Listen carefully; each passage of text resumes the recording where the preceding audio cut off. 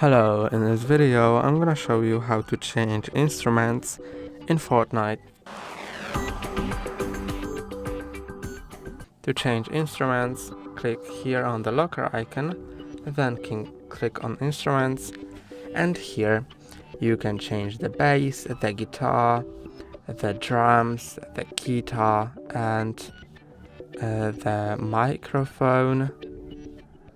So to do it, just click on one of them to change them. And then if you have multiple ones to choose from, you can choose one of them or the random one. And when you choose, click on equip, and now it's equipped. You can do the same by clicking to guitar, by clicking on guitar, to the bass and other instruments.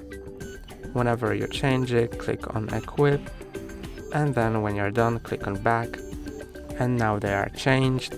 And that's all for today. Don't forget to like and subscribe. See you next time.